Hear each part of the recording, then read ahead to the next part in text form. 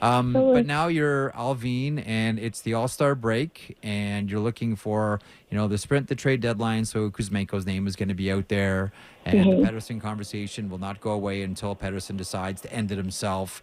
How do you see Vancouver behaving now in the next little while, now that Alvin has signed this multi-year contract extension?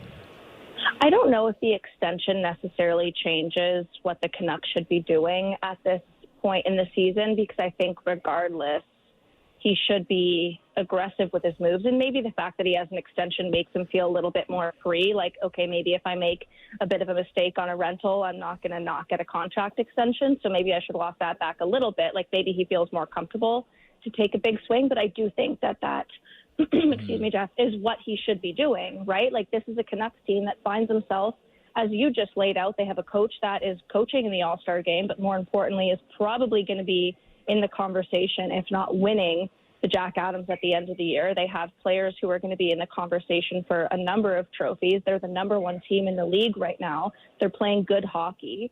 And so I think the impetus is on Patrick Alvin and Jim Rutherford to be aggressive at the trade deadline. Now, what that looks like is a different conversation, right? Like, I don't love the high price rental, but we do know that Jim Rutherford obviously he's not the general manager, but I'm sure he pulls a ton of strings in that market. And we know from looking at his past with the Pittsburgh Penguins that like Jim Rutherford is a hockey executive that always understands the gift that he has. Like how many years with like Crosby, Malkin, Letang, and Fleury did he just spend to give his team the best chance at winning when it mattered? So I do wonder how much of that carries over into Vancouver.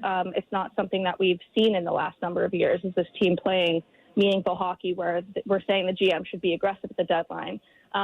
So are they going to go? The thing that's interesting is the rental market's just like not great this year. Like who are we're talking about in terms of unrestricted free agents, like Sean Monahan, is Everly a pending unresticted free agent, Elias Lindholm. And like those guys are going to cost a lot. You don't know if they're going to stay.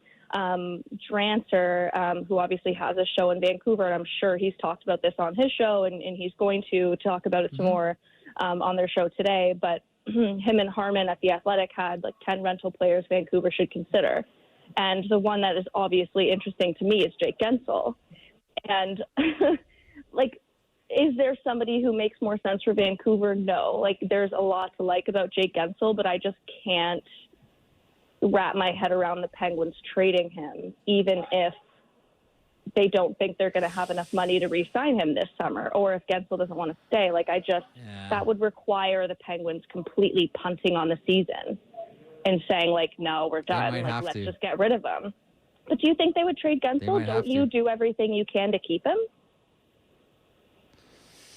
I wonder if that avenue has already been exhausted. I think that, like eventually the Pittsburgh Penguins are going to, dawn on the realization that despite the fact that they want to keep the band together and keep running this thing back and going for it, there does come a point where, you look at the back of the carton and we've hit our expiry date.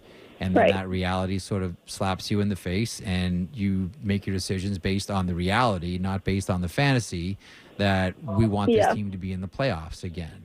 And I think if it I think if around trade deadline this year, like if unless they're like right there in a playoff position, then they'll go for it.